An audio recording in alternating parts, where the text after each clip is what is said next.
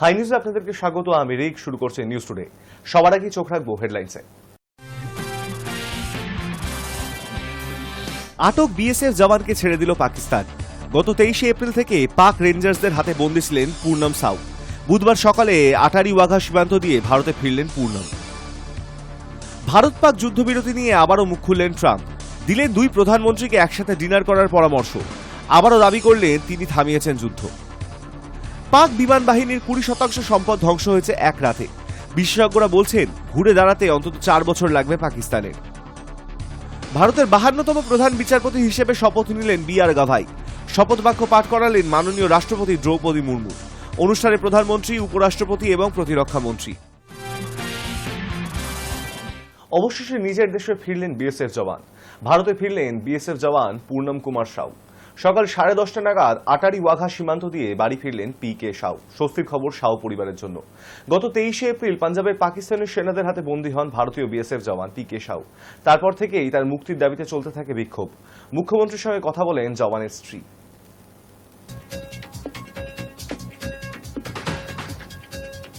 নয়াদিল্লির পাক হাইকমিশনের কর্তাকে বহিষ্কারের পরই একই পথে হাঁটল পাকিস্তান।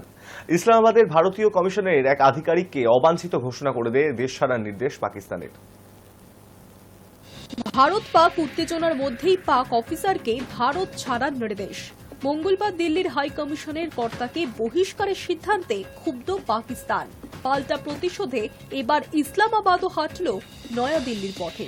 ইসলামাবাদের ভারতীয় হাই কমিশনের এক আধিকারিককে অবাঞ্ছিত ঘোষণা করে বহিষ্কারের নির্দেশ দিল শাহবাজ শরীফের সরকার। শুধু তাই নয়, 24 ঘন্টার মধ্যে তাকে পাকিস্তান ছাড়ার সময়সীমাও বেঁধে দিয়েছে ইসলামাবাদ। টিট ফর ট্যাটের পথেই কি হাঁটল তাহলে পাকিস্তান? মঙ্গলবার দিল্লি হাই কমিশনের কর্মরত অফিসারকে 24 ঘন্টার মধ্যে পাকিস্তানে ফেরার নির্দেশ দেয় ভারত। ওই অফিসারের বিরুদ্ধে সন্দেহজনক কাজকর্মে জড়িত থাকার অভিযোগ। ভারতের তরফে এই কার্যক্রমের পরই একই পদক্ষেপ নিল পাকিস্তানও। ইসলামাবাদের ভারতীয় হাইকমিশনের এক আধিকারিককে ভারতে ফেরার নির্দেশ শাহবাজ শরীফের, তাও আবার 24 ঘন্টার মধ্যেই। পাক বিদেশ মন্ত্রক এক বিবৃতি জারি করে জানিয়েছে, ওই কর্তা পাকিস্তানে তার সরকারি মর্যাদার সঙ্গে সঙ্গতিপূর্ণ নয় এমন কার্যকলাপে লিপ্ত ছিলেন, আর সেই কারণেই পাকিস্তান সরকার তাকে অবাঞ্ছিত ব্যক্তি বলে মনে করছে। তবে কি কারণে ভারতীয় হাইকমিশনের ওই আধিকারিককে বহিষ্কার করা হলো তা স্পষ্ট করে উল্লেখ করেনি পাক বিদেশ মন্ত্রক। পেহেলগাঁও কাণ্ডের পর থেকেই ভারত এবং পাকিস্তানের সম্পর্ক তলানিতে ঠেকেছে। ভারত পাকিস্তানের এই দ্বন্দ্বের আবহে দুই দেশের এমন পদক্ষেপ অন্য কোনো দিকে নিয়ে যাবে কিনা সেই প্রশ্ন থেকেই যাচ্ছে। তবে অনেকের মতে এটা পাকিস্তানের প্রতিশোধমূলক পদক্ষেপ। পেহেলগাঁওয়ে জঙ্গি হামলার পর পাকিস্তানের বিরুদ্ধে একাধিক পদক্ষেপ নিয়েছে ভারত। তার মধ্যে ছিল পাক হাইকমিশনে আধিকারিকের সংখ্যা কমিয়ে আনতে হবে। কিন্তু জঙ্গি হামলার পরই দেখা যায় হাই কমিশনের অফিসে এক ব্যক্তি কেক নিয়ে ঢোকার চেষ্টা করছে। কিসের সেলিব্রেশন, কিসের আনন্দ জঙ্গি হামলার পরই? সাংবাদিকরা প্রশ্ন করলে তার কোনো উত্তরই দিতে পারেননি ওই ব্যক্তি। High news network. সৌদি আরবের মাটিতে দাঁড়িয়ে ফের একবার ভারত পাক সংঘর্ষ বিরতি সমঝোতা নিয়ে নিজের পিঠ চাপড়ে দিলেন ডোনাল্ড ট্রাম্প। সৌদিতে ট্রাম্প বলেন, আমার সবচেয়ে বড় আশা হলো শান্তি প্রতিষ্ঠা করা এবং ঐক্য প্রতিষ্ঠা করা। আমি যুদ্ধ পছন্দ করি না। মাত্র কয়েকদিন আগে ভারত ও পাকিস্তানের মধ্যে বাড়তে থাকা হিংসা বন্ধ করার ক্ষেত্রে আমার প্রশাসন একটি ঐতিহাসিক যুদ্ধবিরতি সফলভাবে সম্পন্ন করেছে। এরপর ট্রাম্প আরও বলেন, আমি এই সংঘর্ষ বিরতি চুক্তি করার ক্ষেত্রে বাণিজ্যকে ব্যাপকভাবে ব্যবহার করেছি। আমি বলেছিলাম, চলুন একটা চুক্তি করি, কিছু বাণিজ্য করি। পারমাণবিক ক্ষেপণাস্ত্রের বাণিজ্য নয়, চলুন আপনাদের তৈরি জিনিসপত্রের বাণিজ্য করি। উভয় দেশেরই খুব ক্ষমতাশালী, শক্তিশালী এবং বুদ্ধিমান নেতা রয়েছেন। সবকিছু থেমে গেছে এবং আশা করি এটি সেভাবেই থাকবে। ওরা একসঙ্গে চলছে, হয়তো আমরা তাদের একসঙ্গে বাইরে নিয়ে গিয়ে সুন্দর ডিনারও করতে পারি। Just days ago, my administration successfully brokered a historic ceasefire to stop the escalating violence between India and Pakistan. And I used trade to a large extent to do it. I said, fellas, come on, let's make a deal. Let's do some trading. Let's not trade nuclear missiles. Let's trade the things that you make so beautifully. And they both have very powerful leaders, very strong leaders, good leaders, smart leaders. And it all stopped. Hopefully it'll remain that way, but it all stopped. I was very proud of Marco Rubio and all of the people that worked so hard. Marco, stand up. What a great job you did on that. Thank you, J.D. Vance, Marco. The whole group worked with you, but it was a great job. And I think they're actually getting along. Maybe we can even get them together a little bit, Marco, where they go out and have a nice dinner together. Wouldn't that be nice? But we've come a long way, and it could be, millions of people could have died from that conflict that started off small and was getting bigger and bigger and bigger by the day. এদিকে ট্রাম্পের এই বক্তব্যের রাতেই মার্কিন state ডিপার্টমেন্টকে এই প্রসঙ্গে প্রশ্ন করা হয়েছিল, পাকিস্তান কি তাদের মাটিতে চলতে থাকা সন্ত্রাসবাদ নির্মূল করার বিষয়ে প্রতিশ্রুতি দিয়েছে? এর জবাবে স্টেট ডিপার্টমেন্টের প্রিন্সিপাল ডেপুটি মুখপাত্র টমি পিগেট সরাসরি হ্যাঁ বা না বলেননি। বরং এই জবাবে তিনি বলেন, আমি কেবল এটাই ফের একবার বলতে চাই যে এই সপ্তাহান্তে ভারত ও পাকিস্তানের মধ্যে যে যুদ্ধবিরতি স্বাক্ষরিত হয়েছে তাকে আমরা স্বাগত জানাই। শান্তির পথ বেছে নেওয়ার জন্য আমরা উভয় প্রধানমন্ত্রীর প্রশংসা করি। আমরা উভয় পক্ষের মধ্যেই সরাসরি যোগাযোগকেও উৎসাহিত করতে চাই। এর আগে অবশ্য ভারতের বিদেশ মন্ত্রকের মুখপাত্র রণধীর জয়সওয়াল স্পষ্ট ভাষায় বলে দেন, ভারতের শক্তি দেখে পাকিস্তান গুলি বন্ধ করতে বাধ্য হয়েছে, কোনো মধ্যস্থতায় তারা সংঘর্ষ বন্ধ করেনি। এই আবহে ট্রাম্পের বক্তব্যকে সরাসরি খণ্ডন করে ভারত, তবে ট্রাম্পও নিজের দাবিতে অনড়। Hi news network. ভারতের আক্রমণে পাকিস্তানের বিমান বাহিনীর প্রায় 20% সম্পদ ধ্বংস হয়ে গেছে। বিশেষজ্ঞদের অনুমান এই ক্ষতি সামলে ঘুরে দাঁড়াতে পাক বাহিনীর অন্তত 4 বছর সময় লাগবে। শুধু তাই নয়, আর্থিকভাবে চরম সংকটে থাকা পাকিস্তানের প্রয়োজনীয় সব সমরাস্ত্র আবার সংগ্রহ করতে অনেক কসরত করতে হবে। ভারতের এক রাতের অভিযানে পাক আকাশ কার্যত অরক্ষিত হয়ে পড়েছে। ভেঙে পড়েছে লাইন অফ কন্ট্রোল বরাবর যাবতীয় পাক প্রতিরোধ ব্যবস্থা। ভারতের সাম্প্রতিক সামরিক অভিযান অপারেশন সিন্দুরের পর কয়েকদিন পার হয়েছে। এই অভিযানে পাকিস্তানের ভিতরে এবং পাকিস্তান অধিকৃত কাশ্মীর অঞ্চলে একাধিক জঙ্গি ঘাঁটি ও সামরিক বিমান ঘাঁটিতে নির্ভুল মিসাইল হামলা চালায় ভারতীয় সেনাবাহিনী। ভারতীয় বাহিনীর দাবি, এই হামলায় পাকিস্তানের সামরিক ও জঙ্গি অবকাঠামোতে বিপুল ক্ষয়ক্ষতি হয়েছে। সরকারি সূত্রে জানা গেছে, ভারতের এই অভিযানে পাকিস্তানের বিমান বাহিনীর প্রায় 20% সম্পদ ধ্বংস হয়ে গেছে। এর মধ্যে রয়েছে যুদ্ধবিমান, radar system, command centre, runway এবং অন্যান্য সামরিক স্থাপনা।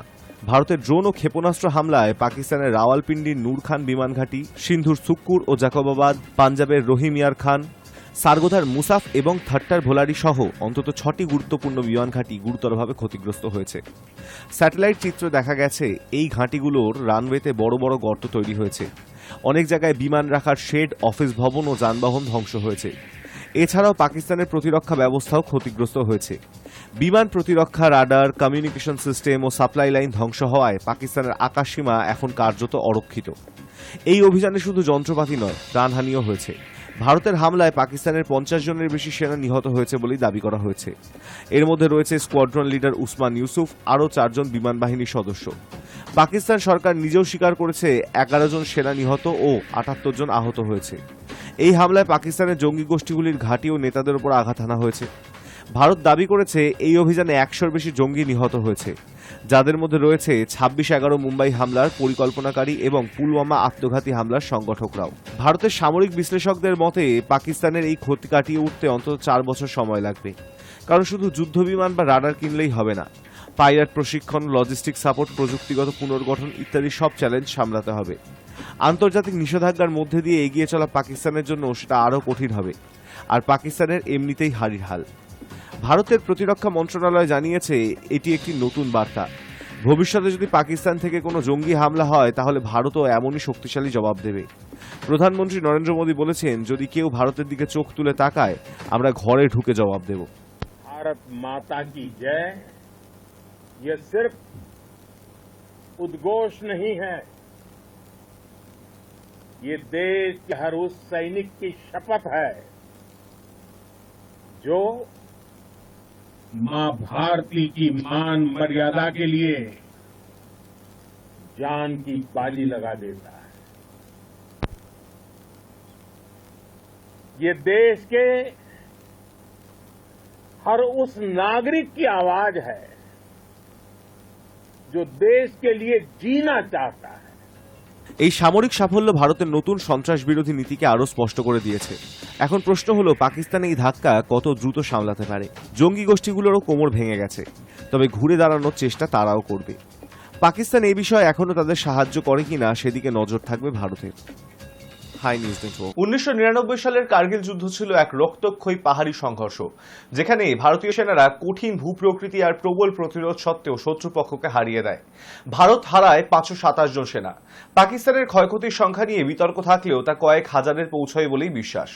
যুদ্ধের ধরন ছিল সনাতনী, সেনা, কামান, ট্যাঙ্ক আর সামরিক রসদ নিয়ে মুখোমুখি লড়াই। অপারেশন সিন্দুর বুঝিয়ে দিল কেমন হবে ভবিষ্যতের যুদ্ধ। সেনা, কামান, ট্যাঙ্ক নয়, এ যুদ্ধে হাতিয়ার, satellite, drone, software, artificial intelligence কিংবা রোবোটিক্স। যুদ্ধ এখন আর আগের মতো নেই। অপারেশন সিন্দুর ছিল একটি আধুনিক প্রযুক্তি নির্ভর প্রতিশোধমূলক অভিযান, যা সম্পূর্ণরূপে ইলেকট্রনিক ওয়ারফেয়ারের উপর ভিত্তি করে পরিচালিত হয়েছে। পহেলগামে জঙ্গি হামলার পর 7ই মে ভারত অপারেশন সিন্দুর চালায়। এতে পাকিস্তানের মাটিতে থাকা 9টি সন্ত্রাসবাদী ঘাঁটিতে নিখুঁত আঘাত হানা হয়, যার মধ্যে ছিল জৈশ-ই মোহাম্মদ ও লস্কর-ই তাইবার মূল ঘাঁটিও।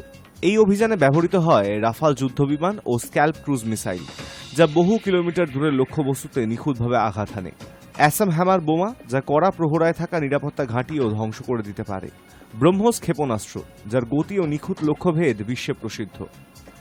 পাকিস্তানের পাল্টা ড্রোন হামলাগুলি ভারতীয় D4 অ্যান্টি ড্রোন সিস্টেম ও S-400 আকাশ প্রতিরক্ষা ব্যবস্থা সহজেই প্রতিহত করে। পাশাপাশি ব্যারাক সিস্টেম এবং আকাশ মিসাইল সিস্টেম স্বল্প পাল্লার মধ্যে ড্রোন প্রতিরোধে কাজ করেছে। ভারত এই অভিযানে আকাশ তীর নামে এক দেশীয় ইলেকট্রনিক ওয়ারফেয়ার সিস্টেম ব্যবহার করে পাকিস্তানের রাডার ও যোগাযোগ ব্যবস্থা অকার্যকর করে দিয়েছে।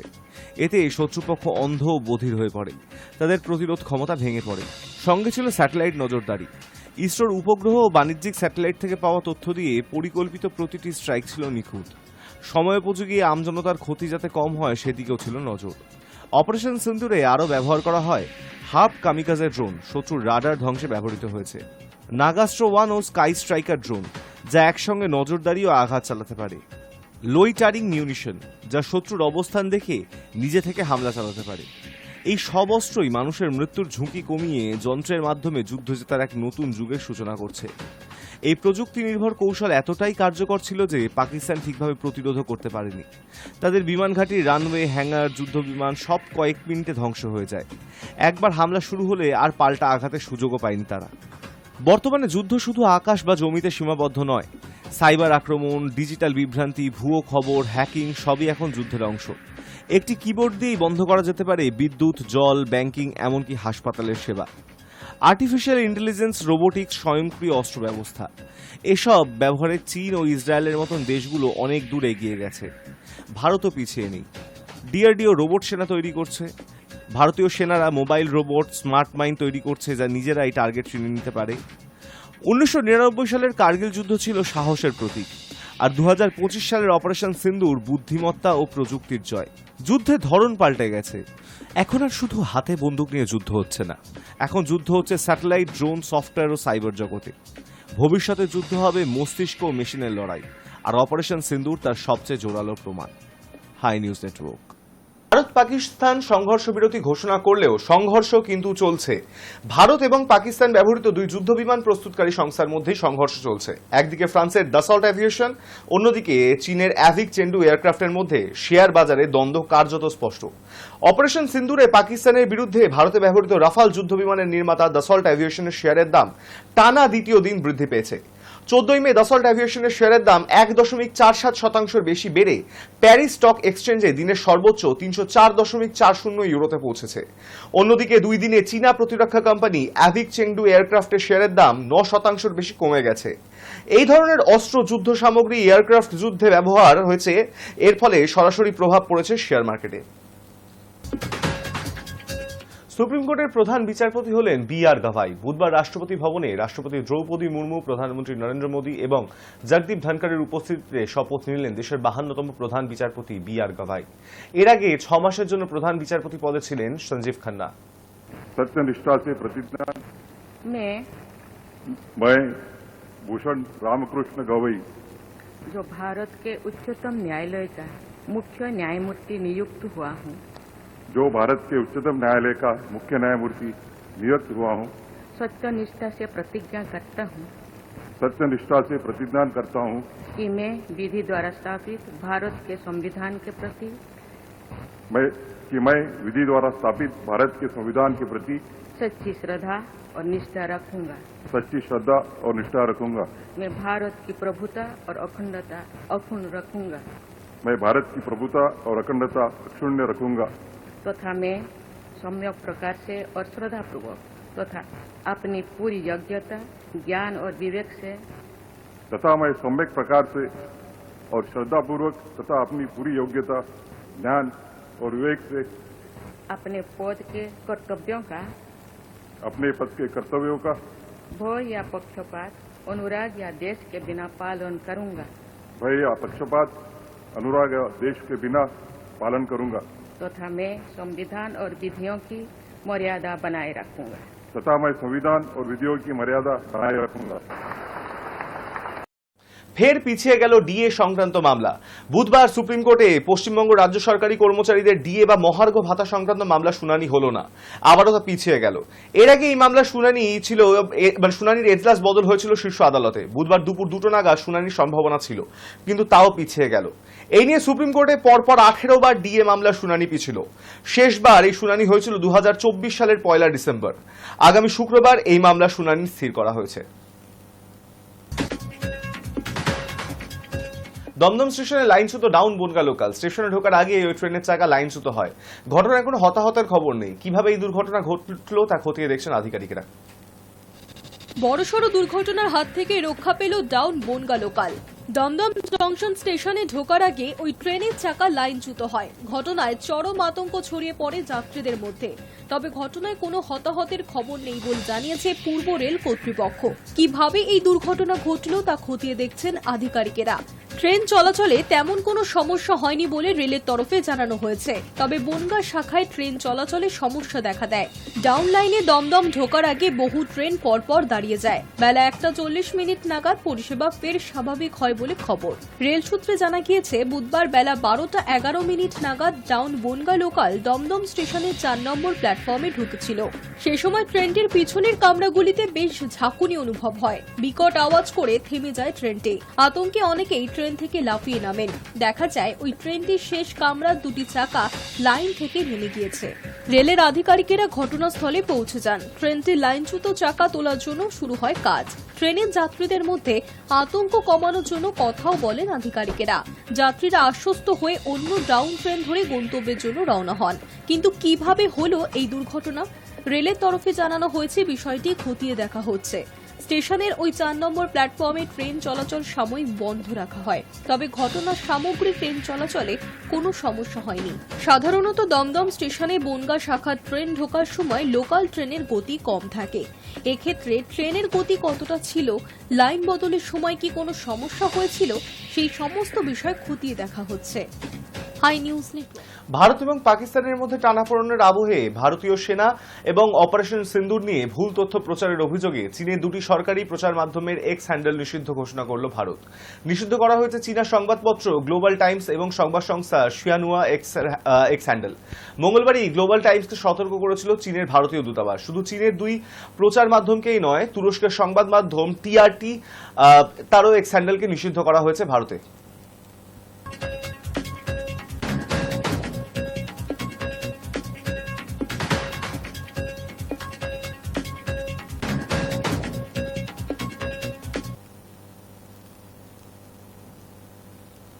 লুঙ্গি পরে দেশ ছাড়লেন বাংলাদেশের প্রাক্তন রাষ্ট্রপতি আব্দুল হামিদ। দিন কয়েক আগে রাত 3টে নাগাদ চুপি চুপি তিনি থাইল্যান্ডের বিমানে উঠে পড়েন। খবর ছড়িয়ে পড়ার পর তীব্র প্রতিক্রিয়া দেখা দেয় বর্তমানে ক্ষমতার নিয়ন্ত্রণে থাকা ছাত্র সংগঠনের মধ্যে। এদের একাংশের দাবি হামিদ ব্যাংকক থেকে যাবেন ভারতে হাসিনার সঙ্গে দেখা করতে। আলোড়ন তুলেছে বাংলাদেশের সাবেক রাষ্ট্রপতি মোহাম্মদ আব্দুল হামিদের গোপনে বিদেশে পালিয়ে যাওয়া। জানা গেছে তিনি 8ই মে ভোররাতে লুঙ্গি পরে হুইল চেয়ারে বসে ঢাকার বিমানবন্দর দিয়ে থাইল্যান্ডের রাজধানী ব্যাংককে পাড়ি জমান। এই ঘটনা এখন সে দেশের রাজনীতিতে বড় আলোচনার বিষয় হয়ে উঠেছে। 81 বছর বয়সে আব্দুল হামিদ 2013 থেকে 2023 সাল পর্যন্ত রাষ্ট্রপতির দায়িত্ব পালন করেন। তিনি আওয়ামী লীগের দীর্ঘদিনের নেতা ছিলেন। তবে 2025 সালের জানুয়ারিতে কিশোরগঞ্জে একটি হত্যা মামলায় তার নাম ওঠায় পরিস্থিতি পাল্টাতে শুরু করে। বিশেষ করে 8ই মে সকালে তিনি কোনো ধরনের প্রকাশ্যে ঘোষণা ছাড়াই দেশ ত্যাগ করায় অনেকেই অবাক হয়েছেন। সরকারি সূত্রে জানা গেছে আব্দুল হামিদ সেদিন থাই এয়ারওয়েজের একটি বিমানে ব্যাংকক যান। তবে বিমানবন্দরের সিসিটিভি ফুটেজে দেখা যায় তিনি লুঙ্গি পরে এবং চুপিসারে হুইল চেয়ারে করে সেখানে প্রবেশ করেন। এই বিষয়টি নিয়ে সামাজিক মাধ্যমে নানা ধরনের মন্তব্য ও মিম ছড়িয়ে পড়েছে। বাংলাদেশের বর্তমান তদারকি সরকার তার বিদেশ যাত্রার বিষয়টি জানতে পেরে কয়েকজন পুলিশ কর্মকর্তাকে বরখাস্ত করেছে এবং একটি তদন্ত কমিটি গঠন করেছে। ছাত্র সংগঠন এই ঘটনাকে রাষ্ট্রীয় গাফিলতির উদাহরণ বলে আখ্যা দিয়েছে এবং 24 ঘন্টার মধ্যে এর পেছনে দোষীদের শাস্তির দাবি জানিয়েছে। বাংলাদেশের অস্থায়ী সরকার ও ছাত্র সংগঠন উভয় সন্দেহ প্রকাশ করেছে যে আব্দুল হামিদ থাইল্যান্ডের পর ভারতে যেতে পারেন এবং সেখানে গোপনে শেখ হাসিনার সঙ্গে সাক্ষাৎ করতে পারেন। ছাত্র সংগঠনের এক বিবৃতিতে বলা হয়েছে, আমরা আশঙ্কা করছি শেখ হাসিনার সঙ্গে গোপন বৈঠকের উদ্দেশ্যেই আব্দুল হামিদ দেশ ছেড়েছেন। এটা বাংলাদেশের স্বাধীনতা ও গণতন্ত্রের জন্য হুমকি স্বরূপ। প্রসঙ্গত 2025 সালের মার্চে বাংলাদেশ সরকার আওয়ামী লীগকে সন্ত্রাস বিরোধী আইনের আওতায় নিষিদ্ধ ঘোষণা করে। পরে নির্বাচন কমিশন দলটির নিবন্ধন বাতিল করে দেয়, ফলে তারা আর কোনো নির্বাচনে অংশ নিতে পারবে না। রাজনৈতিক বিশ্লেষকরা মনে করছেন আব্দুল হামিদের এই হঠাৎ দেশত্যাগ এবং সম্ভাব্য ভারত সফর আগামী দিনে বড় কোনো রাজনৈতিক পরিবর্তনের ইঙ্গিত দিচ্ছে। কেউ কেউ বলছেন এর পেছনে আন্তর্জাতিক চক্রান্ত থাকতে পারে। বর্তমানে বাংলাদেশের একরকম রাজনৈতিক অচলাবস্থা চলছে বলা যায়। তুমুল চাপে আছেন বর্তমান প্রধান উপদেষ্টা ইউনূস। ছাত্রদের একাংশের চাপে আওয়ামী লীগকে নিষিদ্ধ ঘোষণা করা হয়েছে। কবে গণতান্ত্রিক নির্বাচনের মাধ্যমে জনতা সরকার গড়ার সুযোগ পাবে বোঝা যাচ্ছে না। সব মিলিয়ে ক্ষোভ বাড়ছে সাধারণ মানুষের মধ্যে। Hi news network news today এখন এই পর্যন্তই। দেখতে থাকুন হাই নিউজ, নির্ভীক নিরপেক্ষ।